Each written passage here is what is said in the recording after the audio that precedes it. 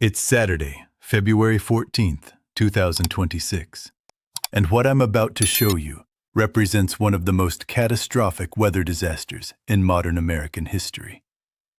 The bomb cyclone that developed off the southeast coast has officially become what meteorologists are calling a historic storm that has completely devastated communities from the Carolinas all the way down to South Florida, where iguanas are literally falling from trees as record-breaking cold grips areas that haven't seen temperatures this low since 1989.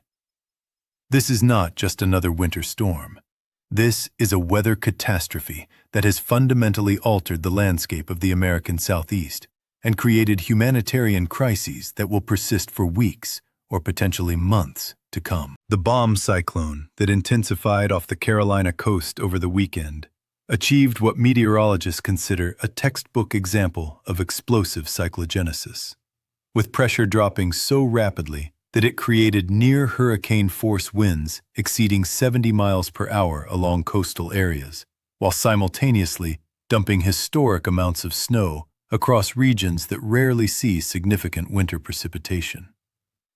Charlotte, North Carolina, experienced its heaviest snowfall in over 20 years, with accumulations reaching over a foot in parts of the metropolitan area, while coastal communities like Nags Head and Virginia Beach endured near-blizzard conditions that created snowdrifts several feet high and rendered major transportation corridors completely impassable. The death toll from this weather disaster has now reached staggering proportions, with at least 100 confirmed fatalities across multiple states, making this one of the deadliest winter weather events in United States history.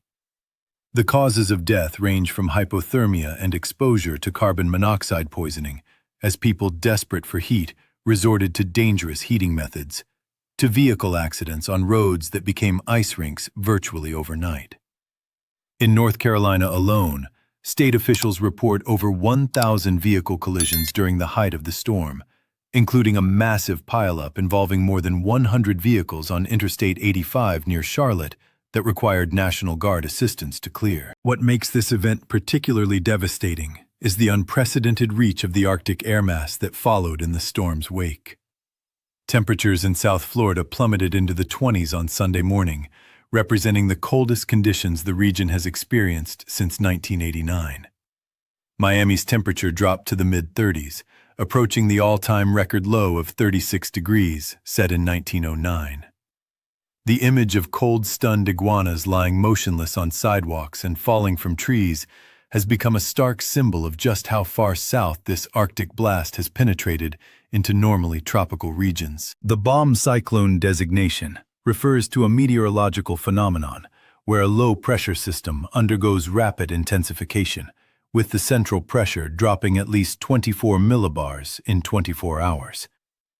This particular storm exceeded those criteria dramatically, intensifying at a rate that caught even seasoned meteorologists off guard. The storm achieved a minimum central pressure of 964 millibars as it moved offshore of the Carolinas, comparable to a Category 3 hurricane in terms of intensity, though its impacts were delivered through snow and ice rather than storm surge and torrential rain. The snow accumulations from this event have been truly historic for the southeastern United States. The mountains of western North Carolina recorded up to 17 inches of snow, while coastal areas from the Outer Banks to Myrtle Beach saw accumulations that local weather services described as once-in-a-generation events. The National Weather Service office in Wilmington, North Carolina, stated that some areas hadn't seen this amount of accumulating snow in over 30 years, with many locations setting new all-time snowfall records. The blizzard conditions that developed along the coast were particularly dangerous due to the combination of heavy snow and extreme winds. Sustained winds of 40 to 50 miles per hour, with gusts exceeding 70 miles per hour, created whiteout conditions that made travel not just difficult, but genuinely life-threatening. The Outer Banks, which are normally protected from severe winter weather by their coastal location, experienced conditions that longtime residents described as unlike anything they had ever witnessed. The infrastructure impacts from this storm have been catastrophic and long-lasting. Over 102,000 homes and businesses remain without power across the southeast as of Monday morning, with many of these outages representing customers who have now been without electricity for more than a week, following the previous ice storm that struck the region.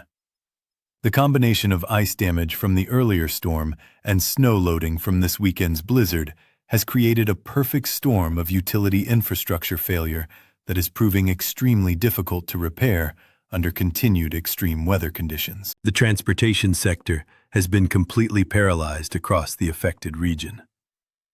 Charlotte Douglas International Airport, one of the busiest hubs in the southeastern United States, was forced to cancel over 800 flights on Sunday alone, representing the majority of its scheduled operations.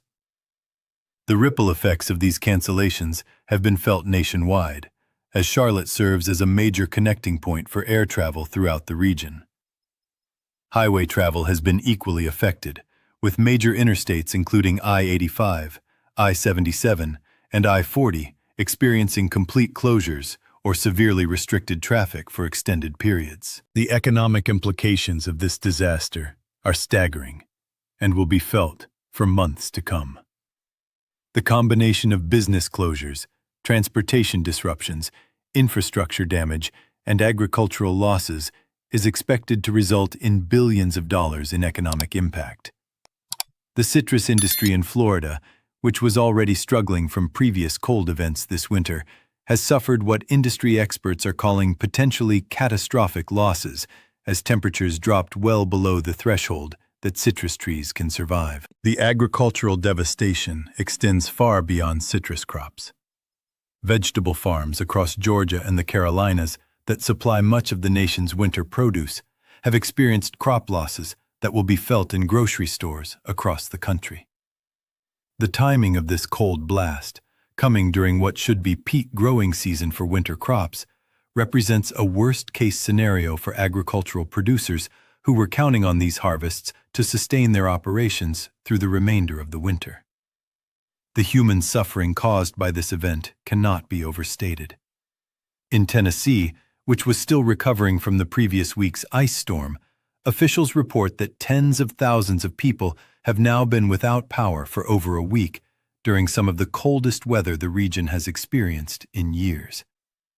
Nashville Mayor Freddie O'Connell confirmed 3 additional storm-related deaths in the city, bringing the local total to levels that represent a genuine humanitarian crisis. The University of Mississippi has been forced to remain closed through February 8th due to ongoing impacts from winter weather, representing an unprecedented disruption to educational operations in a region where such extended weather-related closures are virtually unheard of. The decision reflects not just the immediate dangers posed by the weather, but the broader infrastructure challenges that are preventing normal operations from resuming. Emergency shelters across the affected region are operating at or beyond capacity as displaced residents seek warmth and basic services. The American Red Cross has deployed resources typically reserved for major hurricanes to address the scope of this disaster, establishing warming centers and emergency shelters from Florida to Virginia. The organization has called this one of their largest winter weather disaster responses in recent memory. The meteorological factors that created this disaster represent a convergence of atmospheric conditions that climate scientists have been warning about for years. The position of the jet stream, the availability of moisture from both Atlantic and Gulf sources, and the timing of Arctic air intrusions combined to create a perfect storm scenario that maximized both the intensity of the storm system and the extent of the cold air mass that followed. The bomb cyclone's development was enhanced by what meteorologists call baroclinic instability, where sharp temperature contrasts in the atmosphere create conditions favorable for rapid storm intensification. The collision between the Arctic air mass moving south and the relatively warm waters of the Gulf Stream provided the energy source needed for the storm to achieve its explosive development offshore of the Carolinas. The coastal flooding that accompanied this event has been another significant concern, particularly given the timing with astronomical high tides associated with the full moon. Moderate to significant coastal flooding has been reported from northeastern North Carolina through southeastern New England, with some areas experiencing their worst coastal flooding since major hurricanes. The combination of storm surge, high astronomical tides, and persistent strong onshore winds has created conditions that have damaged coastal infrastructure and threatened low-lying communities. The wind effects from this storm have been particularly destructive along the immediate coast, where hurricane-force gusts created conditions typically associated with major tropical cyclones. The persistent strong winds have not only contributed to the blizzard conditions inland, but have also generated dangerous surf and beach erosion that will have lasting impacts on coastal communities. Norfolk, Virginia, and Virginia Beach experienced sustained winds that caused widespread tree damage and power outages that compound the winter weather impacts. The temperature records being set across the region represent a fundamental shift in the weather pattern that has implications extending well beyond this single event. More than 40 record low temperatures were recorded on Sunday and Monday, with many locations setting not just daily records, but monthly records for February. The extent and magnitude of these temperature departures from normal indicate that this is not just an unusually cold spell, but a historic weather event that will be remembered and studied for decades to come. The recovery from this disaster will be complicated by the fact that many communities are still dealing with impacts from previous winter weather events. The cumulative effect of multiple severe weather events in a short time span has overwhelmed local resources and created compound vulnerabilities that make recovery efforts more difficult and dangerous. Emergency responders are operating under conditions that push the limits of their equipment and training, while utility workers are attempting repairs under weather conditions that make normal restoration procedures extremely hazardous. Looking forward, the atmospheric pattern that created this disaster shows little sign of abating. The polar vortex disruption that allowed Arctic air to penetrate so far south remains active, and meteorologists are warning of the potential for additional significant weather events in the coming weeks. The combination of continued cold temperatures and the possibility of additional storm systems creates a scenario where communities may not have adequate time to recover before facing new challenges.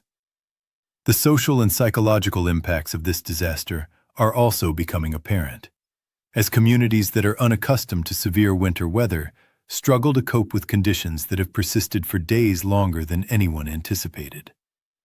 The combination of power outages, transportation disruptions, and extreme cold has created isolation and stress that mental health professionals warn could have lasting effects on affected populations. This bomb cyclone and its aftermath represent a stark reminder of the vulnerability of modern society to extreme weather events and the cascading failures that can occur when multiple systems are stressed simultaneously.